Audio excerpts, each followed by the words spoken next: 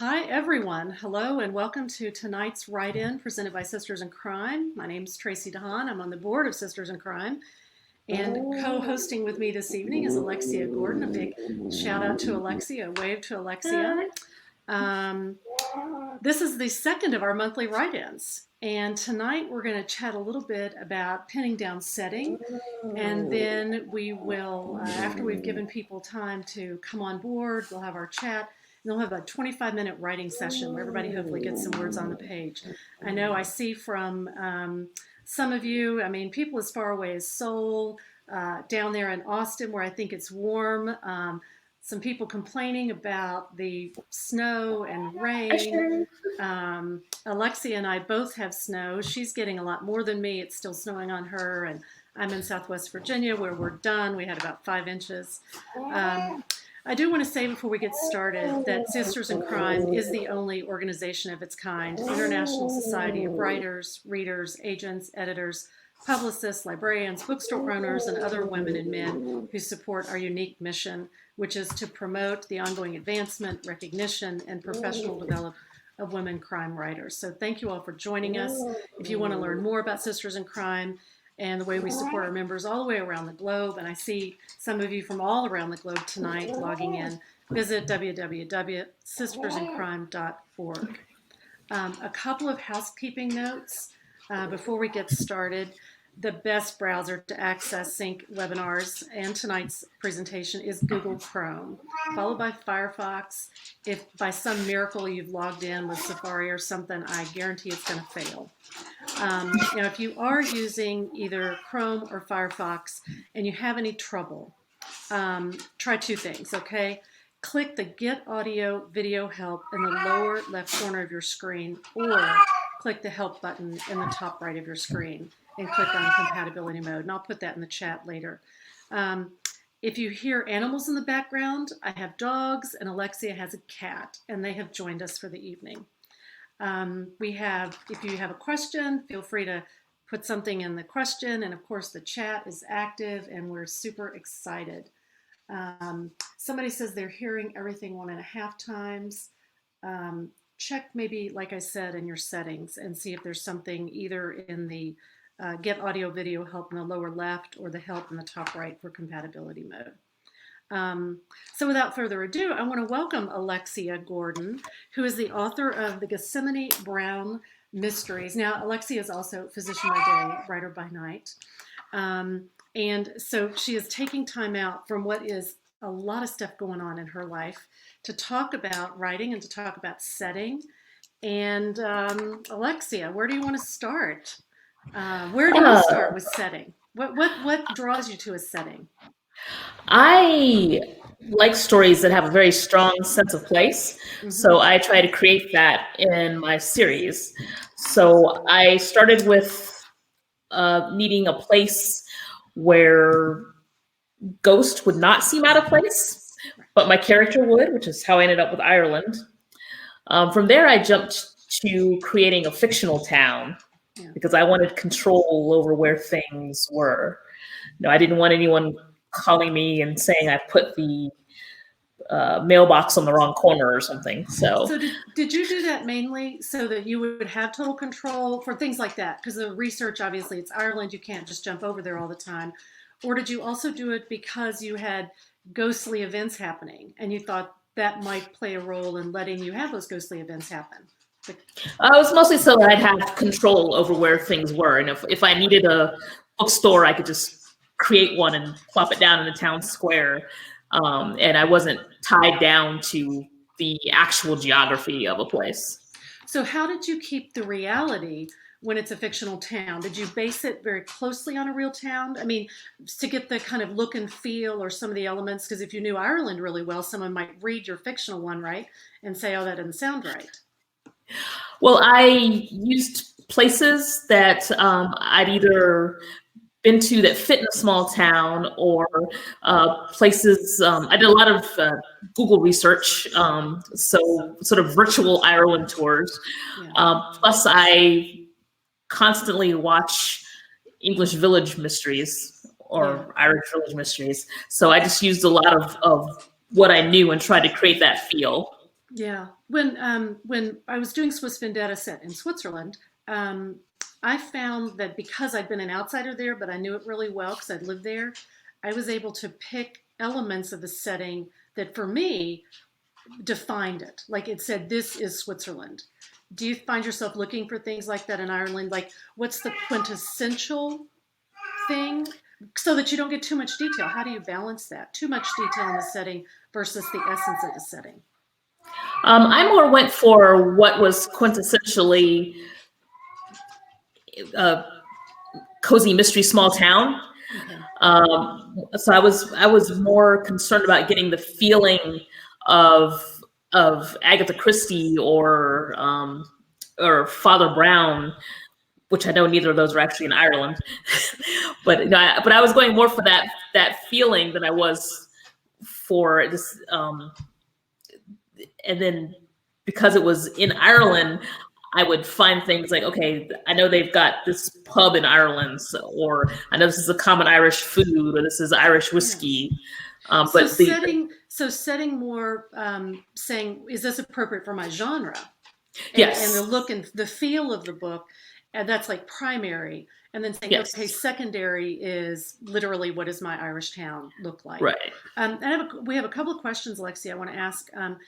Did you use any kind of applications or, you know, special things to build your town, or do you just kind of keep a notebook of your maps and all that kind of stuff? Is there any special Oh, software out there that you used? oh no. I wrote things by hand and bookmarked a lot of stuff on Google. So I've got a file on the computer, and I've got like a Bible and a little 3-ring notebook that I Yeah. keep track of things. Yeah, so that you know where the houses are located. We had another question, which was about using things in real places, and I think you've managed to not worry about that, which is a good thing. Really, you can say, "Look, it's all fictional. I don't have to worry about getting permissions and all that." I've kind of followed the rule of thumb of don't do anything really bad in someone's business or a place that might be harmful to their environment. Public places are public. And so, I think that's a loose rule of thumb, but, you Yeah, don't and want someone's turned away from a business because a serial killer was caught in the restaurant. I sort of follow that rule with brand names, because I put in some real brand names to give my fictional town a sense of reality, but I made sure that the brand name wasn't associated with the murder. So, Yes. my character drinks Bushmills, which is real, but I made sure that I will never put poison in Right. Bushmills. Right. Yeah. Nothing that would be kind of libelous or anything like that. Um, So how any other thoughts about setting things how much is too much, and do you think of setting as a character? I think of it in some books as a character and in some books not. In Swiss Vendetta, the whole point was they were trapped by the setting in a chateau because of an ice storm. So the place was almost a character, but I don't think of that in other books that I'm writing. I think of them as purely setting. Does that make sense? How do you think about it? Yes. I think it depends again on genre. Hmm. Something like a legal thriller, it might not matter so much whether it was in, you know, Detroit or Chicago. No offense to Detroit or Chicago. But, with the cozy mystery where the small town is very important, then the setting plays more of a role. Or if you're writing a Southern Gothic, I mean, you better get that Yeah. Southern Gothic feeling in there. So I I personally like stories where the setting is a character. Yeah. I think you just mentioned that. I think about, actually, I have the new Michael Connelly book right here on my desk. I just finished it yesterday. And think about the Lincoln Lawyer. I mean, the setting is LA, but the setting is also his Lincoln. And he does his business in a Lincoln. And I don't think that would be as effective if he was doing his business in a Lincoln in a small town, right? In, Right. Kentucky. You'd be like, why didn't he just rent a place? Yet it just sums up LA. I've lived in California and it's just so huge and everybody's in the car. And so I think, it does make a real difference. Um, I am apparently echoing in your speakers and I'm sorry about that. I'm going to try to do something about it. But I think we're going to get on very shortly to um, to our write-in.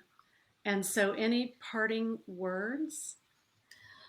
I'm not just if you decide to make the character, the setting a character, go all in. Don't just halfway do it. I mean, either if you're going to create a town that people feel like they're walking in. I mean, the best compliment you can get is somebody thinking that your fictional town is a real place.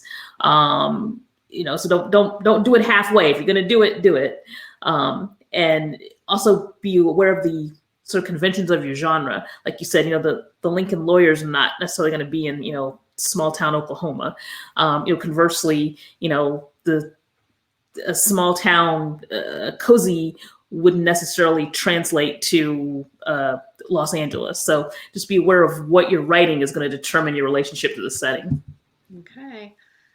Well, I think it's probably time to get writing for the night, right? So thank you, Alexia, for joining us. And I am going to mute us and we will disappear.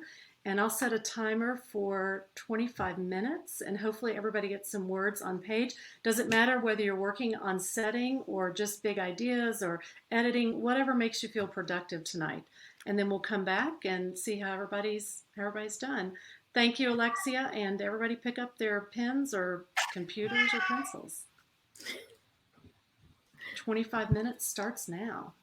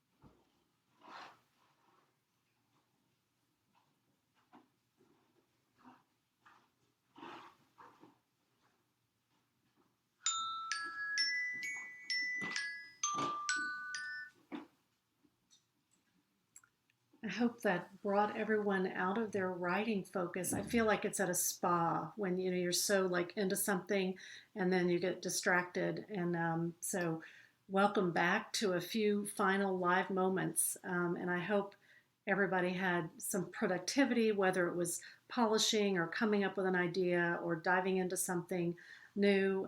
We had a great question in the chat I wanted to get to before we wrap up. Jacqueline asked, are there some stereotypical elements of setting or characters in a cozy mystery that have perhaps become cliche? And I think that can apply to anything. It doesn't just have to apply to a cozy, but and again, other people, if you have thoughts on this, put it into the chat for everyone to read. But I would say people keep returning to favored places.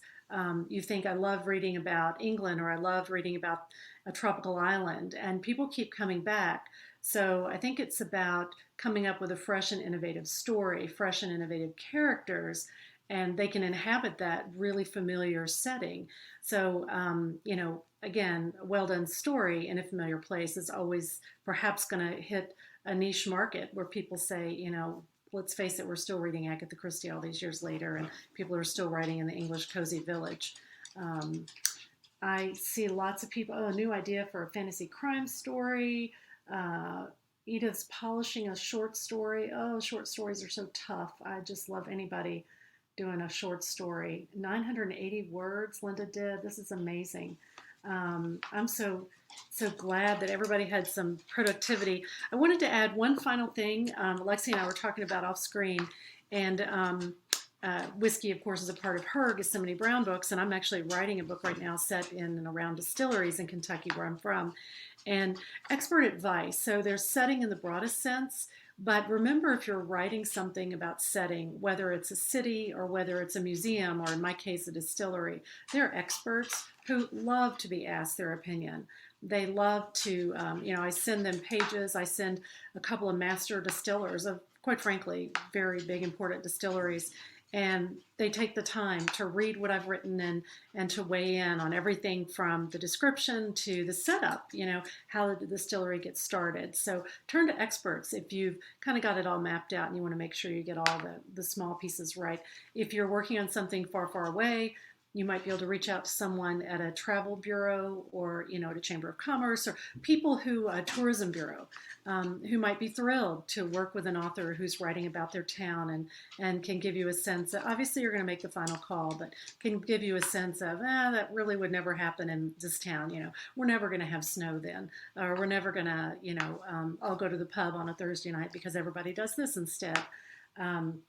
So don't forget to consult people, and not every single person is going to say yes, but the vast majority of people do, as long as they're given enough time to fit it into their busy schedule. So thrilled to have everybody here tonight. Looks like people have been so productive working on homework for a short story class. My husband's challenged me to write a short story this month. Oh, I've got to get it done. So wrapping up, a big thank you to Alexia, who had to walk away. She's actually so busy writing. I said she didn't have to come back for this final bit. Doctor by day, writer by night. She's got a lot going on. And I want to thank everybody who joined us live. Really appreciate you coming together. Well over 100 people. And I really, in reading the comments, I think you're right. We get energy when we come together like this for a live moment. Of course, this is being recorded, and you can go to Sisters in Crime, to the webinar archives under the Members Only tab if you want to see, either see it in its entirety, if there's something we said you want to see, or if you just want to put it on in the background to give yourself another 25 minutes time and to feel part of this community, kind of, whenever you want. If you're not a member of Sisters in Crime and want to join, click on the Join tab, where you can learn about the benefits of membership and pay online. You can also learn about our chapters, both local and online chapters, under the Connect tab. And please join us for any of our upcoming webinars. Our education committee does a fantastic job. And for our next write-in, they're going to be the first of every single month, so different days and different times to accommodate everybody's schedules all around the world, but the first of every month. So don't forget that, and look forward to seeing you on March 1st. Hope you enjoy the rest of your evening and stay productive. Thanks, everybody.